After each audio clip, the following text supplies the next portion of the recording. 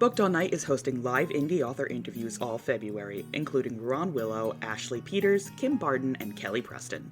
Join our Discord to ask questions in the interview forums and find all dates and times at bookedallnight.co. The link's in the show notes. Welcome to Booked All Night, the podcast where hot takes meet craft notes and no one gets enough sleep. I'm Jess. I'm Maggie. I'm Katie. I'm Julia. Get ready for unhinged hot takes, Midnight giggles, a whole lot of books, and zero shame. Grab your blankets, booklets. It's time to get booked all night. Welcome to Booked All Night, the podcast where hot takes meet craft notes and no one gets enough sleep. I'm your host, Jessica Mary, and today we're joined by Allie Lasky, author of more than a few romance series like The Boston Grizzlies, Neurospicy Book Club, X's and O's, and Light My Candle. So welcome to the pod. Thank you for having me. I'm so excited. I'm so excited. I love interviewing authors. It's so much fun to talk writing and how bothersome it is and how much we love it all at the same time. To get started, I do have a small game of superlatives. You can answer with any of your titles because you have so many, but it's just kind of like, cutest couple, most likely to blah, blah, blah kind of thing. So my first one is most likely to lean in for the kiss. Tripped Up, Wyatt and Elsie. Mm-hmm. The second one is most likely to not understand the sports ball. Ruckney Harder, Tony and Viv. She's a rugby player. He's a gymnast. They don't. Yeah. Least likely to like what's going on. Oh, Sven. Puck Me Twice, definitely. Most likely to be a creep. Also Sven. And the last one is most likely to screw things up. All of them? All of them, yeah. I love a good grovel.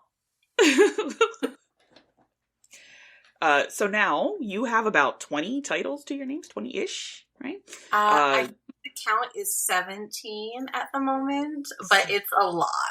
Yeah, just about. Like, you're 3 shy of the 20 mark. That's a lot. And they're mostly sports romance, right? Like, so there's some football, some hockey, some rugby. You've got gymnastics, you said earlier. So my question is, do you understand the sports ball? Or do you just write about the people in the community involved? So I have always been a specific sports ball fan. Mm-hmm. I was a big fan of dance and ballet specifically, and that translated into becoming a fan of gymnastics. Circa 2012, 2013. And I really enjoyed watching Simone Biles become Simone Biles. I was a fan of gymnastics before she came onto the scene, basically. And in 2017, I was writing a book with a college female gymnast, because I'm a big college gymnastics fan. It is the season right now. And I needed a male athlete. And I don't like football because it's gross. And baseball is the worst. And basketball, I can't stand the squeaking of the shoes. So I settled on hockey. And I started watching the behind-the-scenes YouTube series, like all the different documentaries about the teams. And I fell in love with the Boston Bruins. And to this day, I'm a Boston Bruins fan. Even though when they live to disappoint me. So I was a gymnastics fan and a hockey fan. And I didn't really like any other sports. And then in 2020, there was nothing on TV. Oh my God. And there's nothing. And I started watching baseball with my dad. I was living with my parents for the duration of COVID. Don't recommend. And I started watching baseball because the team was actually pretty good. And that's when Fernando Tatis Jr. had his breakout season with the Padres. Yeah. He backslid a little bit, but he was great. And the butt was even greater. So I started watching baseball. So I'm like, okay, I'm going to be a sports person now. I like hockey. I like gymnastics. I can tolerate baseball. We're good. So I started watching college football that fall. And I fell in love.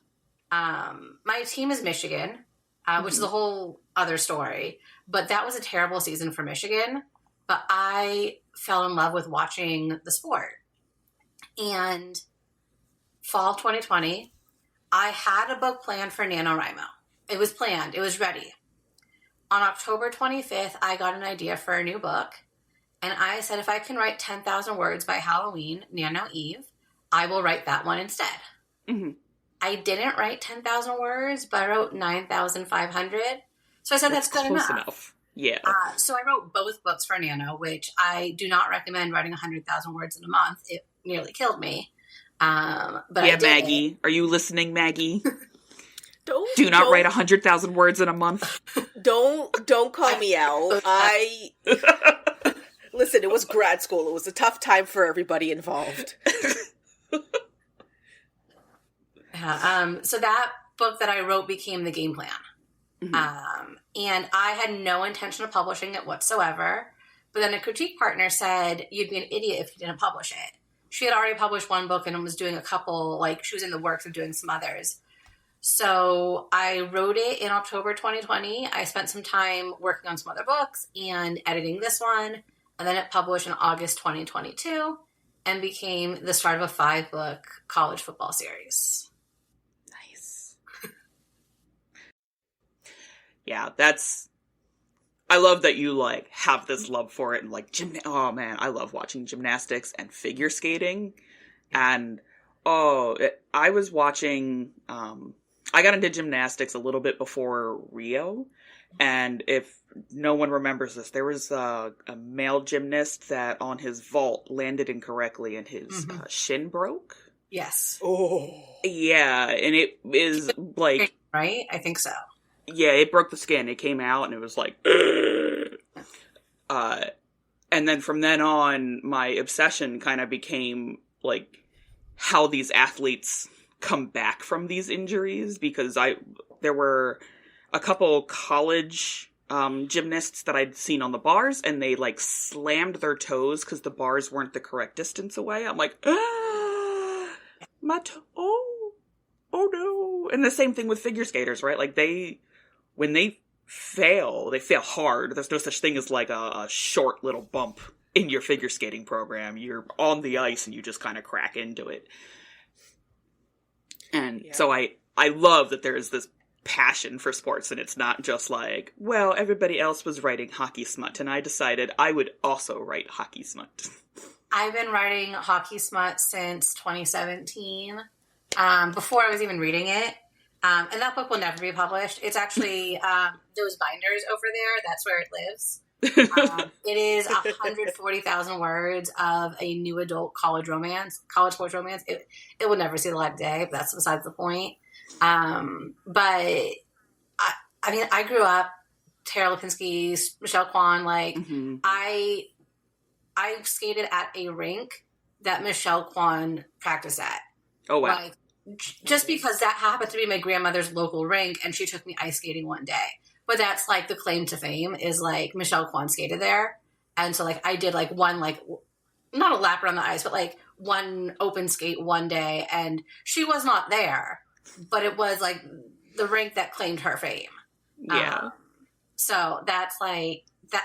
And, I mean, I grew up with, like, the dominance of women's figure skating all those years. And I can't figure skate like that. I can do, like, basic, like, laps around the ice, but I am not very coordinated. I have no athletic ability whatsoever.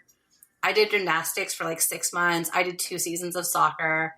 I did 1 season of Girl Scout basketball, and, like, that was it. We never did softball because I'm afraid of, like, things flying at me. So I wear glasses. Right now I'm wearing contacts, but I started wearing glasses when I was 10. And I was paralyzed, terrified of breaking my glasses and having a ball hit me in the face. If you can't tell, I have anxiety. But I was terrified of softball, terrified of tennis, like anything with, like, a projectile flying at you, aiming at, like, your upper body and your face, like, terrified me.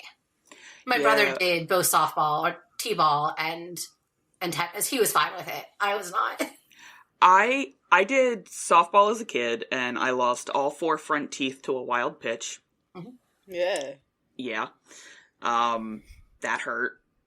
And I also, like, later played tennis, but tennis was, like, a little more comforting because you can put the racket in front of your face and block a lot of the thing that is flying at your eyeballs and your face. You can't do that with a bat. It doesn't quite work the same. But I totally understand I don't like it flying at my face. Yeah. Like, Mm-mm. Especially once I started wearing glasses, because glasses back in the 2000s were, if you can imagine, even more expensive than they are now. Yep. Whew. So sports romance can get so specific because each sport has its own culture, physicality, and team dynamics. How do you make sure that sports aspects don't outshine the romance and vice versa? It's a very carefully planned balancing act. I am a little more analytical with it after I've written the first draft and be like, okay, I need more of this or less of that, or like beef up this part. So I look at it very analytically and like, what does the story need to be a completely satisfying story? What aspects can I punch up and bring to the forefront more? If that means I've written too much sports, I punch up the romance. If it means I've written too much romance, then I punch up the sports aspect. So it all feels balanced and satisfying at the end. It's a whole process through the editing, like, timeline. And I have a very fantastic editor who holds my hands with a lot of things. But just since working with her, my writing has grown and improved. And my later books are completely different from my earlier books because I've seen that growth and progression. How do you, like, determine that one or the other is perhaps, too much? Or are you just, kind of waiting for your editor to be like, hey, sports gotta go, I need to see some kissing? The sports don't have to go, but we add more kissing in and more spicy bits. But we look at how we feel at the end of the book after we've read the whole thing in one sitting, or maybe two, because it is usually a long book. And we say, okay, after consuming all of this book, how do we feel? What are we wanting more of? And that's what we go in and layer in. What can we change to make it more impactful? So writing is a very cathartic process. It's very emotionally driven. Mm-hmm. But I still have to be analytical about what goes into the complete package of the book. Yeah. And if you've done Clifton Strengths, I am number 6 analytical. So it is definitely, I look at it from that lens versus these are my babies, don't kill my babies. Mm-hmm. Now, this question's not on my interview list, but I am always curious. Do you have a darling scene that had to come out of any of your books that you're like, I really wish I could have kept it, but for the sake of completion and for, the good feel at the end, it had to go? I've had a couple of them, and usually they make their way into bonus content. So after you read the book, you have the epilogue. And then if you sign up for my newsletter, you get a bonus chapter or a second epilogue or deleted scene. So I save it for those so they can get the deleted scenes that I just couldn't bear to part with. But typically I don't cut too much. There's a couple paragraphs I'll cut here and there, but I don't cut full scenes. So usually there's one line that I'm committed to. And my editor will be like, no, that's got to go. But whole chapters typically don't come out. And so when they do, I make sure to save them and preserve them as best as I can. That's nice. You feature characters with autism, anxiety, ADHD, diabetes, and those who are sober. Mm-hmm. How do you approach the neurodiverse experience with regards to romance and sex? Well, first of all, I am neurodivergent myself. I'm autistic and ADHD. I have a whole host of diagnoses. I am personally sober as well. And we deserve love just as much as anyone else. So I try to represent characters that are people like me, people like my friends, people like my family, and just show another viewpoint. We all deserve love. If that's what we want, we all deserve love.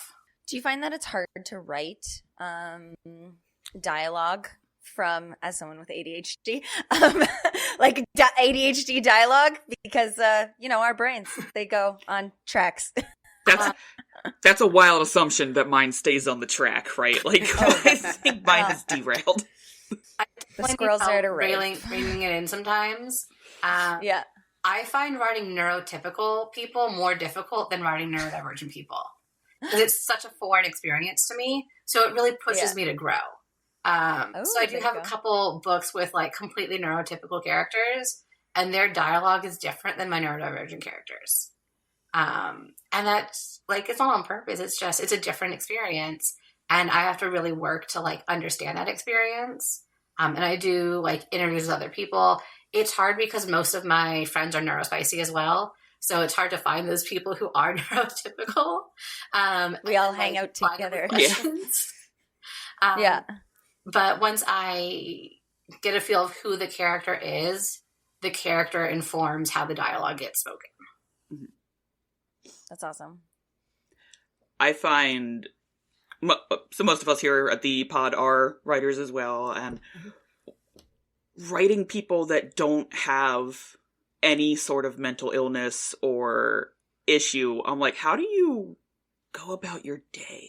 Like, what do you mean you don't worry about the house burning down if you don't touch the doorknob 5 times? I don't understand how you just up and go. Like, I need like a whole hour of prep time to make sure everything in my house is correct before I leave. What do you mean? Yep. What do you mean you just walk out the door? It's bullshit. I don't believe you. Yeah. I just finished a book with a character who has OCD and PMDD. And my current work in progress has a autistic character and a character with ADHD. And I know the ins and outs of these diagnoses, even ones I don't have myself. I've learned enough about them, and I've been through enough therapy, both group and individual therapy. So I've been around other people who are also neurospicy or also dealing with mental health challenges. I suppose it's entirely possible for someone to have no mental health challenges whatsoever, but I've yet to meet a person like that. Right.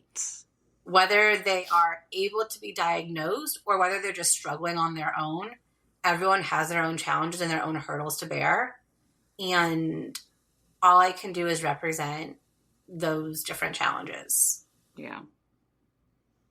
I like that. I also like the idea that no one is actually neurotypical. I have yet to meet a single person on this planet who is not in need of therapy. Not a single person. Even therapists need therapy.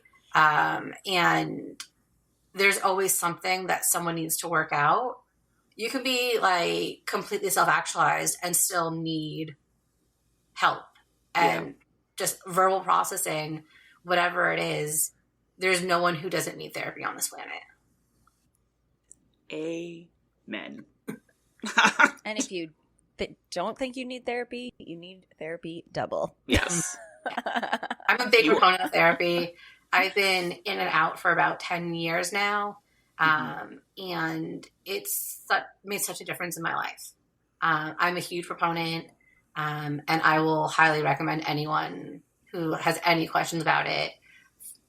Finding a therapist is like dating. It's sometimes harder than dating because you're really getting vulnerable with that person. So go into it knowing that you're going to lay yourself bare and they're going to see like the inner workings of your brain. And that's terrifying for some people. Yeah. But that's why you need to do it.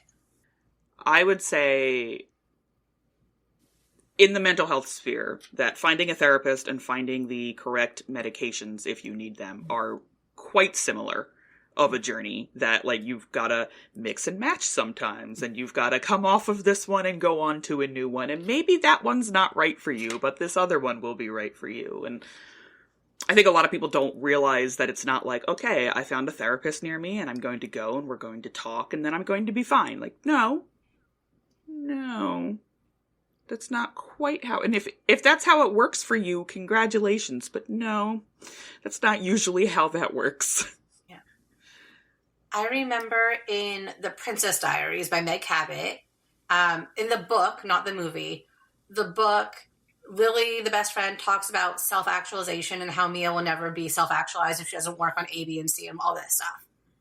And to me, self-actualization is a pipe dream. Like, it doesn't exist. You're always working on something else. You'll never be magically fixed and whole and perfect. You're always going to have something that you need to work on. Mm-hmm. And going into it with that, like, foundational knowledge will make actually achieving it so much easier.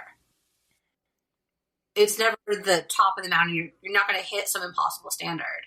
You're going to keep going and keep progressing. I like to say, I don't like to say, like, it's cured or I'm fixed. I prefer to say, like, I'm at a manageable place right now. Mm-hmm. Because I think that's more realistic, especially if, like, you're neurospicy or neurosparkly and you have a lot of things going on. Like, you might find a spot where your depression is okay, but your anxiety is off the charts. Or, like, your ADHD is kind of in check and you can kind of remember to put stuff away. But you're also going to have the worst executive dysfunction about choosing what food to take out of the freezer. Like, yeah. It's all over the place. With that lovely, lovely statement, that brings us to the very first game of the podcast, the very first official game of the podcast, which is Space 'em or Embrace 'em Romance Edition. So, in Space 'em or Embrace 'em, you are traveling through space with a cargo full of tropes and cliche, but you're getting sucked into a black hole.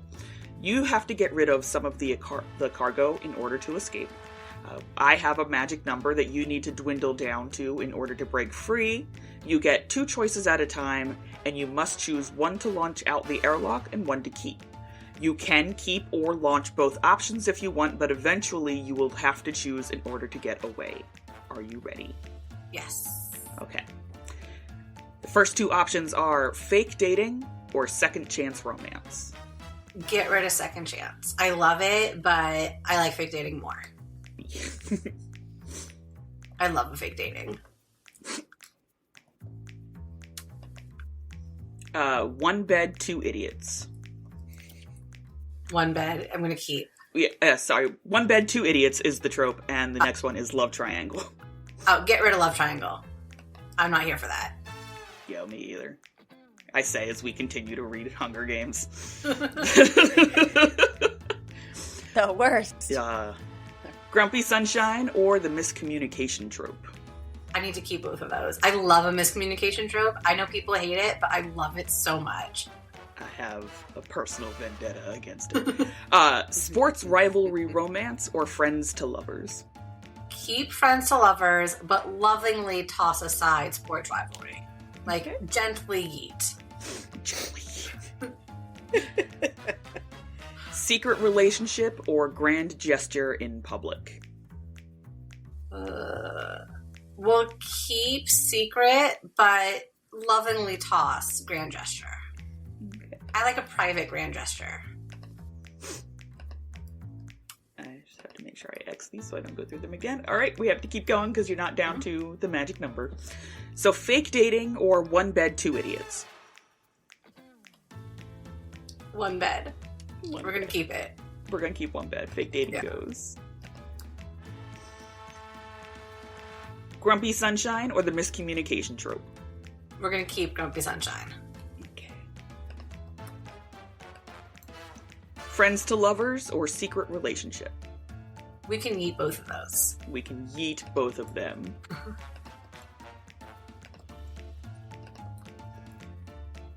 That means you do escape the black hole, and all you have left are one bed, 2 idiots, and Grumpy Sunshine. Yes! That's what I was hoping for. Especially when the Grump has to be like, oh, I'm going to take the floor, and the other one's like, no, don't bother, we're good. And then they end up cuddling, and there's an awkward morning boner situation. Love it. Yes. Always an awkward morning boner. I've said penis so much this season already, and we're only like 4 episodes into recording. You're welcome. Yeah, thank you. So much.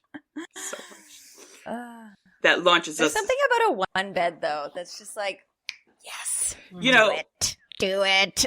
My very first one bed at the inn was actually Moby Dick. Yeah. What? Yeah, so in the beginning, when There's Ishmael's something saying... that's not whales in that book? Yeah, it's like the first 5 chapters before they get on the boat, which is hilarious, by the way. So Ishmael goes to the inn and he gets a room and he wakes up and Queequeg is in the bed with him and he's like snuggling him. He's like, who the what? Who is this man? That is the very first... You just ruined it. You ruined it. It's like the second chapter. I didn't ruin shit. No, you ruined one bed. The one. I feel like that was one of the chapters that my high school teacher told us to skip. It's like the first every chapter. other chapter.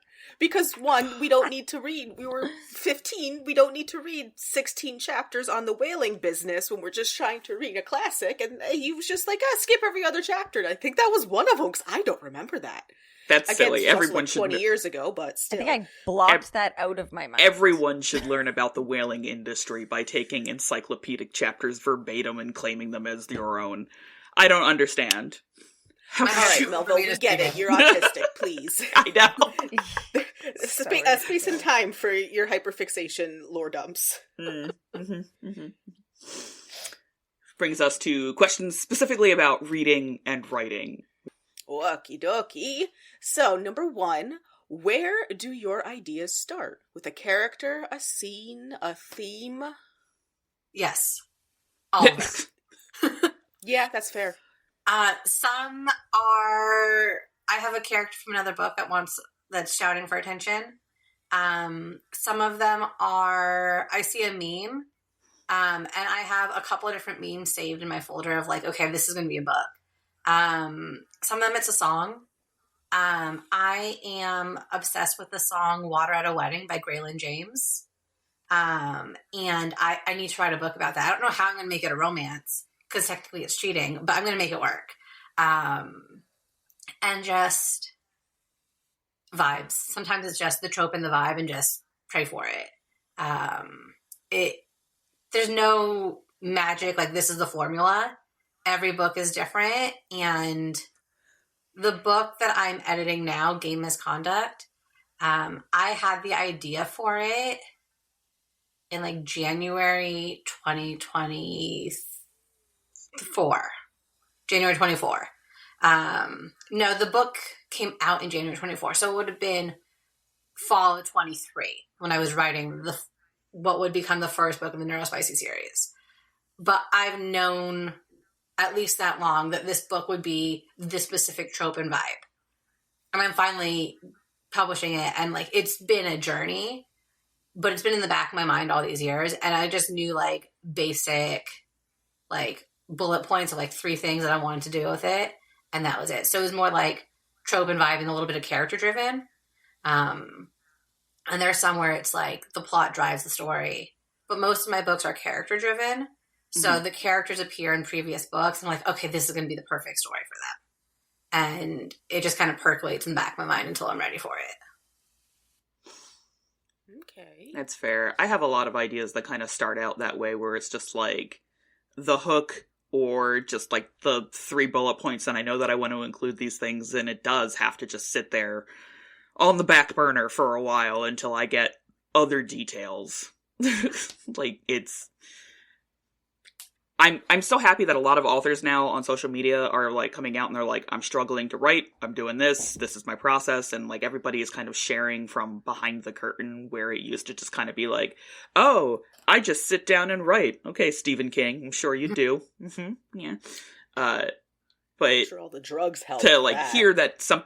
Yeah, well, yeah, exactly, right? Stephen King was high out of his mind on oxys and other things when he wrote most of his work.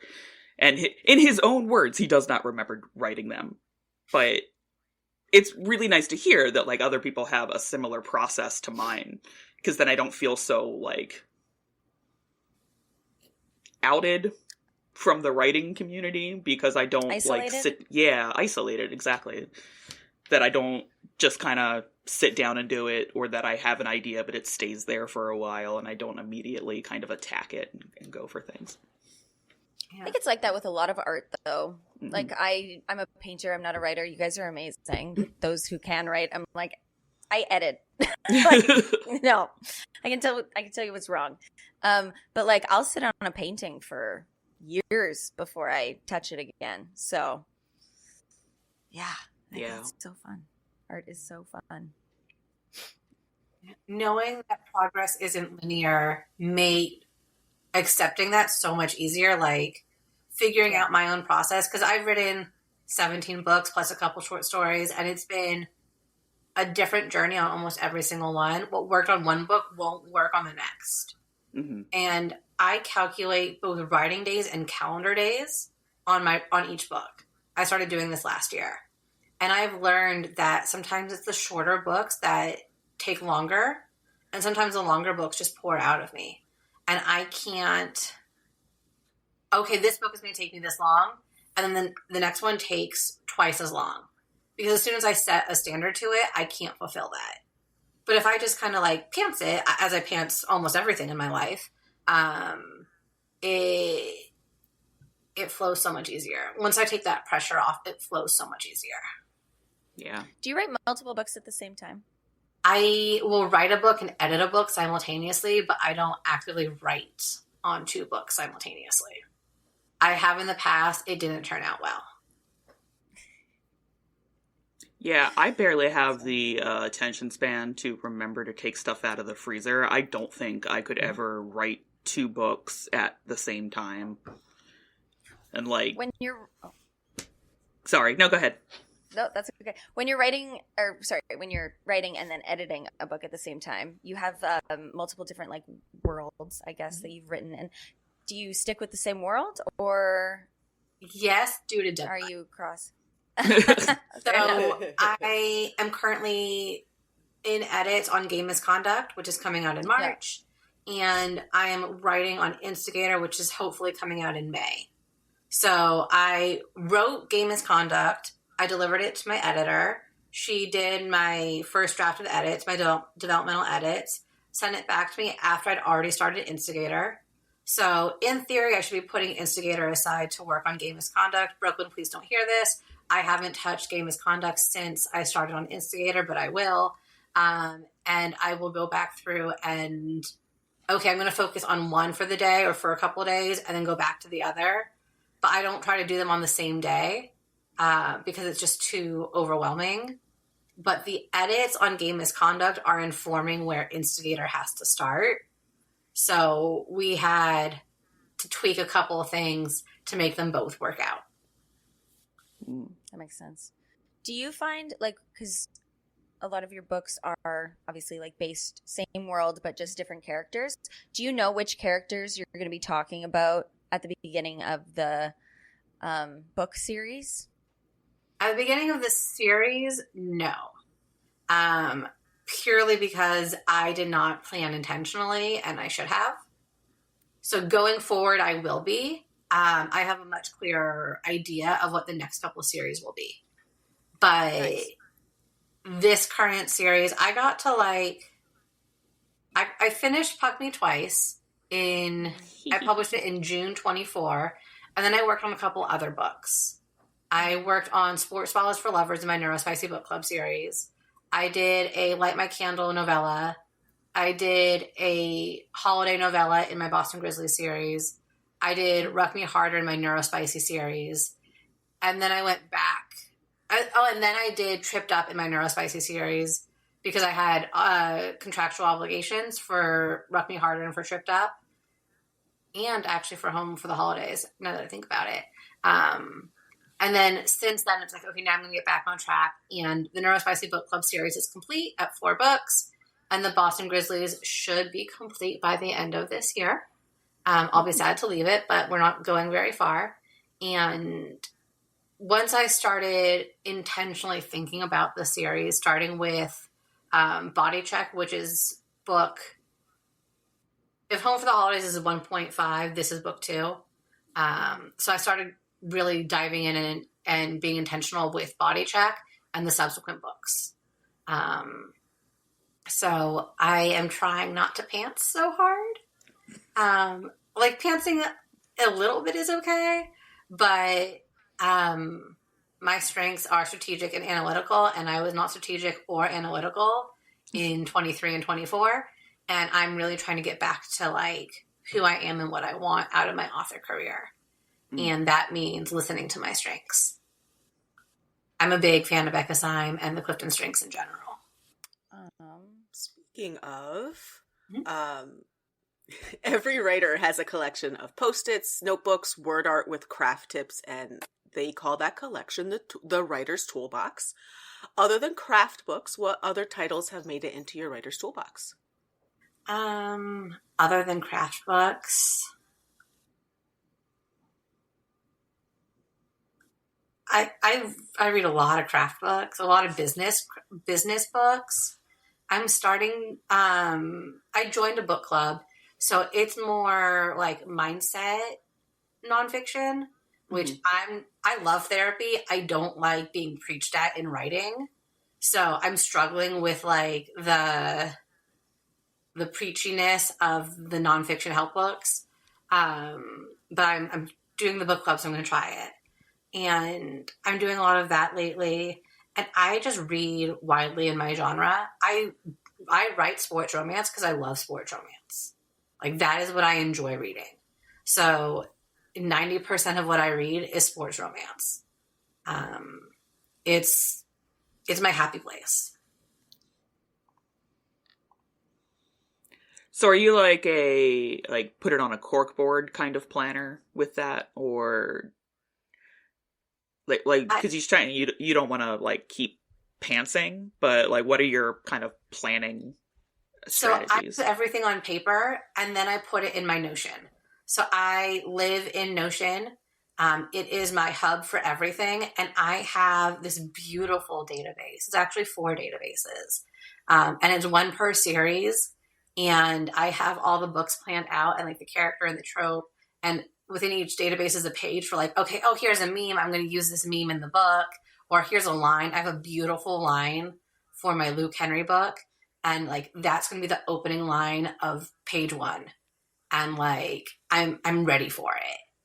I love that. I'm so excited for you. The line came to me at like 2:00 in the morning one night, woke up out of a dead sleep, and I knew it. So I scribbled it down. And I could barely read it in the morning, so I literally wrote it on a pad with like pen and paper in the dark.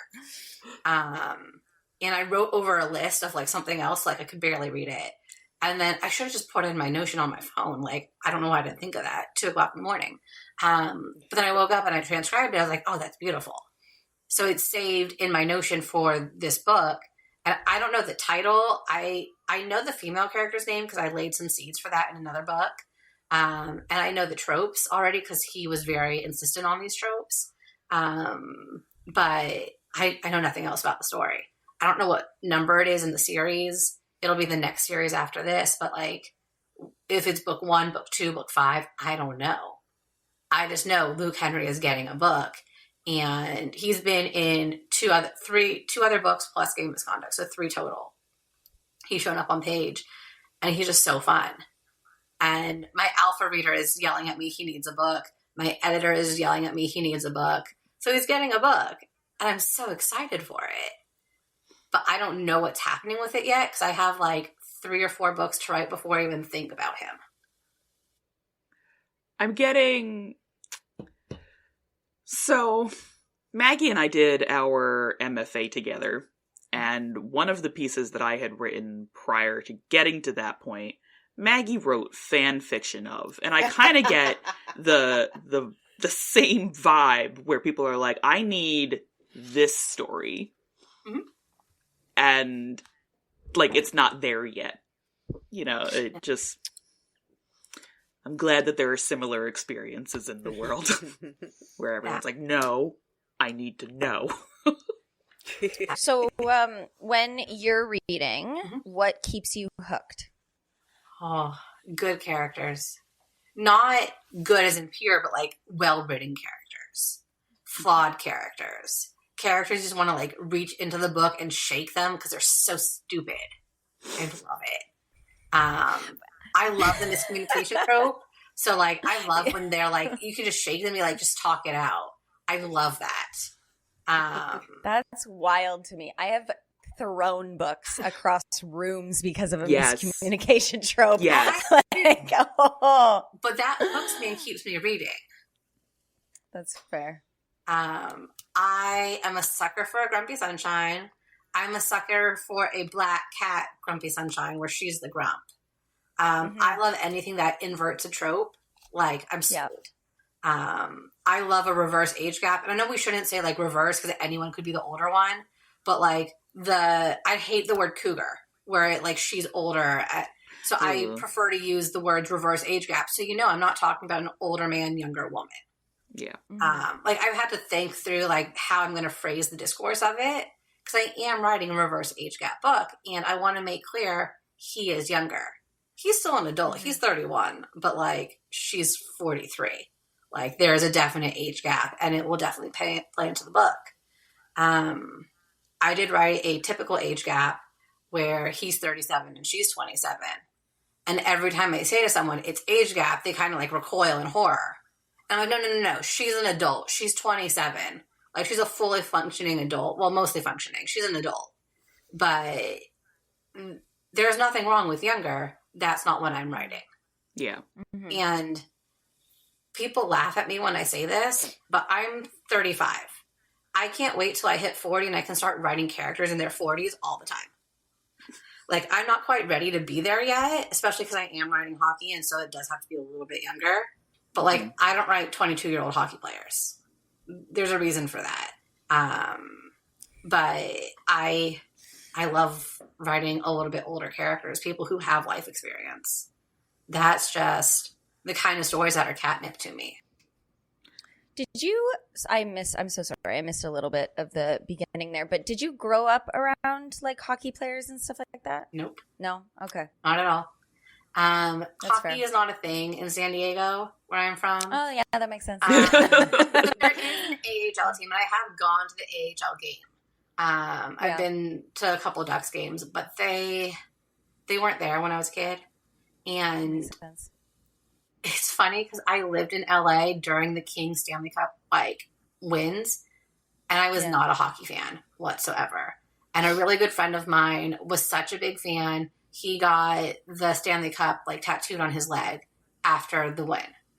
Wow. And I was like, we don't get tattoos in our culture, so it was a big thing. But he was such a big fan, and he still is to this day. But I was not a fan. And then a couple years later, 2017 hits, I start getting invested, and I become a full-fledged hockey fan. And of course, living in LA, I can't root for the Kings. So I settled on the Boston Bruins. Yeah. And I've been a Bruins fan even when they hurt me ever since. Yeah. I mean, I'm Canadian. So, hockey is in our blood. So I can understand your heart breaking over a team constantly. Just consistent. The Game 7 loss in 2019 haunts me. I still think about that regularly. I'm from just outside Philadelphia, so all the Philly teams, which regularly lose almost every season. Yeah. Yeah. It's rough. I'm an Oilers fan, so losing back-to-back Stanley Cup finals has been it's been like a really fun time. Yeah. Like truly a fun time. That's we're fine. Now you got rid of Corey Perry, the curse, so you should be okay.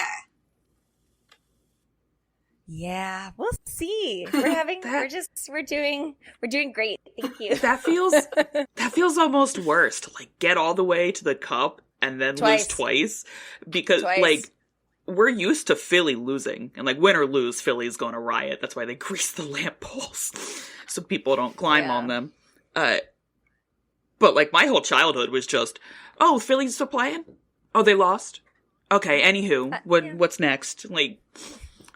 We've all had those phases. Yeah.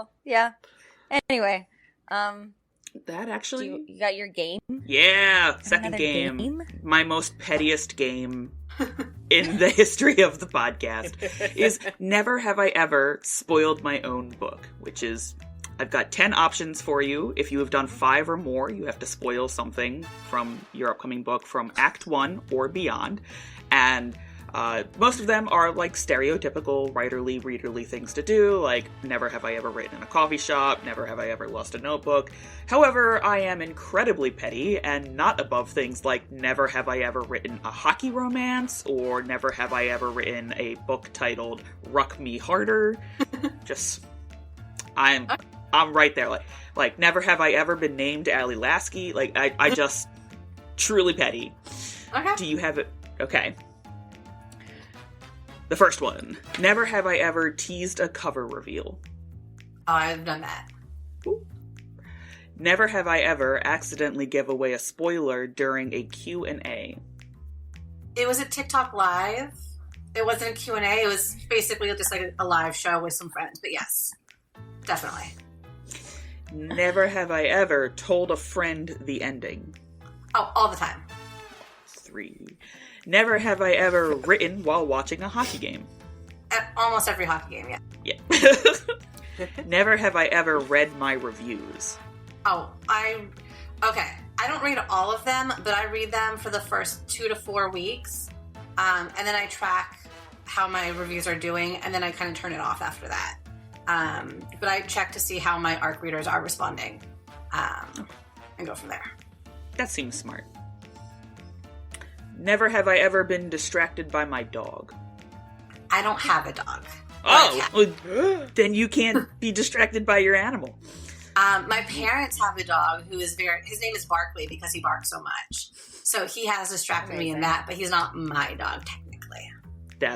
I'll give it Can't to you. count it. Can't Well, count it. but I'm okay. Never have I ever posted a quote from my own book on Instagram. Oh, I do that all the time. Never have I ever flipped off the notes my editor left me. I have not. And I haven't cried at in the notes either. That's good.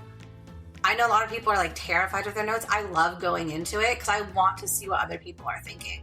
Because the only thing I can do is make it better. Mm-hmm. I mean, I could make it worse, but like, she's going to help me make it better. It's like going to the doctor and getting your flu shot. Like, it's going to make you better. So you do it. I like that. Going through like a writing program, I've definitely gotten feedback that I have flipped off because I hate that person. But I hate people. Yes. But not my editor. I love her. But like ultimately, yes, we're there to make it better. And for the most part, people are suggesting things that they think would make the work better. My mom was in creative writing. Yes. Yeah. You understand. Never have I ever run sex scenes by my partner to gauge their temperature. I don't have a partner, but I have run it by friends before. I said partner, so I won't give you that one. And the last one is, never have I ever tried to push my glasses up when I wasn't wearing them. Oh, every day. I did that this morning. I feel called out. How many times I've poked myself in the eye doing that? Yo. Like, wired. So that's 7. That's so funny. 7 total, so you do have to spoil something from beyond what you consider Act 1, and you can be as vague or as specific as you wish. So I'm going to set the scene a little bit. Bex and Nick had a one-night stand 3 years ago. They don't know how intimately they are connected. She only knows him as Nick, no last name. He is her best friend's male bestie, Mitch, and he is the man her brother has hated for 14 years, Mitchell. And she has no idea about who he is. He has no idea it is his rival's little sister. And her brother and her other best friend have just gotten together, and they are celebrating their engagement. And they meet for the first time, and he goes, "Oh shit!" Ooh. That is chapter 1, page 1, page 2. See, I love that. I love that. Love that. So the first third of the story is multiple timelines between 3 years ago, their one night, 2 years ago when they reconnect, and then present day. So it's multiple timelines, and his whole thing is he doesn't know why she hates him and why she basically left him naked in the hotel room after their afternoon delight. So he's struggling with it, and he's totally simping for her. Like he hasn't been able to get over her for the last 3 years. So the spoiler is she is the concussion spotter for the team, and he has an issue on the ice, and she has to review him. And she is the one who acts first, and she's the one who kisses him. Ooh. And then I like it. some other things happen, which I won't spoil all of it. But one of my favorite things that happens is the next day there's an awkward I cannot say the words. Awkward morning boner situation. And I love it. I physically cannot speak the words. But so it is directly after that kiss. And it is beautiful. One of your books gets made into a Muppets movie. Who plays who, and who's the only human character? Fuck me twice. Yeah. Sven is a human. Okay. Yeah. So he's the autistic hockey player who's touching her. He does not realize they are Muppets. Oh. The touch in person. That's so amazing. Alternatively, power play Al, because his nickname is Gonzo, not because of his last name Gonzalez, but because he looks like the Muppet. It's like the Spider-Man meme. Yeah. Amazing. You have to survive an entire football season powered by one kind of snack. What is your pick, and how long before you regret it? It's a 2-part snack. Okay. And it is fig jam covered brie with wheat thins. Ooh, fancy. It's a fancy snack. Like 10 out of between 10. Thanksgiving and New Year's. It was so good. Throw a little thyme on there. Whew. Sounds delicious. I'm sitting here thinking the answer is going to be like hockey arena nachos, but no, she's out of here with like brie. Brie. So if you want to go fancy, you wrap it in a crescent roll. Ooh. If you want to go more fancy than brie, I love this.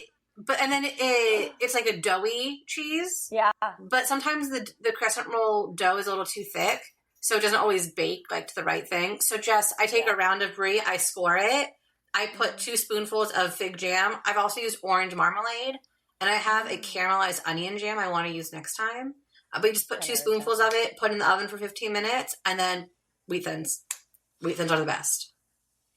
Amazing. That sounds so good. I think I'm going to make damn, that now I later. gotta go out and get some brie. I'll tag you on Instagram. Because you haven't finished the wheel of brie, because you can't eat an entire wheel of brie by yourself. Your stomach That sounds like a challenge. That sounds like a challenge. You eat like 2/3 of it, you get bored, so you chop it up into like bite-sized pieces. Yeah. Put an extra spoonful of jam on it, put it back in the oven, and it remelts again. So you use the whole wheel of brie in a weekend. In a weekend. The weekend, also known as Friday night for Jessica. Yeah. I love this plan. All day, Sunday NFL all day. That is my weekend plan most weekends in the fall. That is I'm solid. My cholesterol's off the roof. and I'm very excited. If your next romance could be co-written with a sentient object, like your laptop, a water bottle, or your favorite pen, which one are you trusting and why? A can of Coke Zero. It is Nice. beside me at all times. I have a mug full of Coke Zero right here. If I don't want to bring a can with me. It's classy. It could be coffee, but it's Coke Zero. It could be coffee. Like in Gilmore love Girls, that. where Rory hated coffee in real life, so she had Coke in all of her coffee cups. I have Coke Zero in all my coffee cups. I do drink coffee. I like coffee, but I wasn't in the mood for coffee today. That's fair. That's fair. I love that so much. I'm a diet Pepsi girl. I can't do Pepsi. So- It gives me headaches. I wish Totally because fair. Panera has Pepsi, and I'm at Yeah. Panera all the time. Yeah. So I bring my own Coke Zero to Panera when I'm there.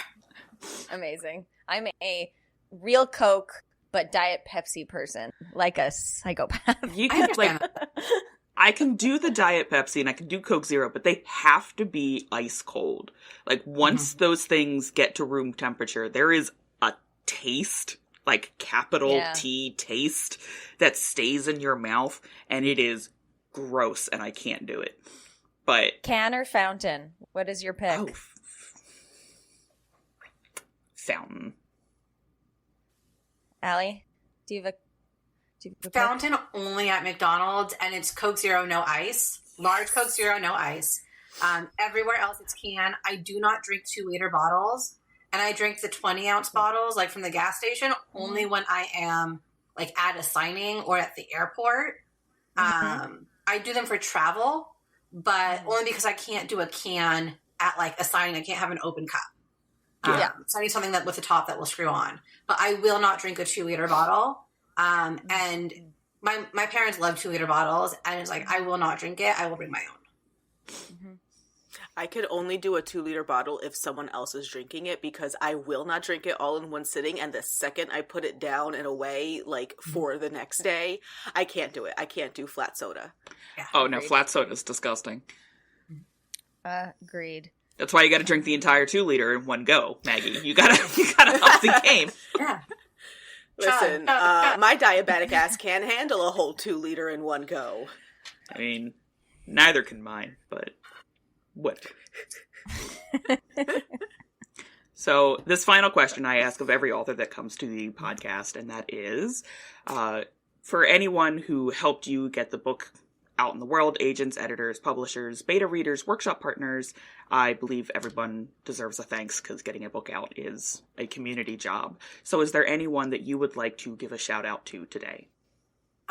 Definitely. So my editor is Brooklyn Sorensen with Brazen Hearts. She is amazing. I absolutely adore her. My alpha reader is AJ Alexander, and my hockey hijinks crew are AJ, Susan Renee, and Jenna McCall. And they're amazing. I absolutely adore them. And then my author bestie is LM Drew, and I would not be able to write most books without her and AJ in my ear telling me that I can do this. So I rely on them quite heavily, and they cheer me on, and I definitely appreciate it. Lovely. That's awesome. Thanks for staying up with us. Follow us on Instagram and Threads at BookedAllNightPod. Drop a comment to let us know what you thought of today's show, and join our Discord server for giveaways, excerpts, and more. It's still in the works, but we're aiming for 100 members. Catch our live author interviews on YouTube and leave a question for our guests on our Discord server. Check out our shop and website at bookedallnight.co. And if you're loving the chaos, don't forget to rate us 5 stars. Until next time, booklets, remember, stay booked all night.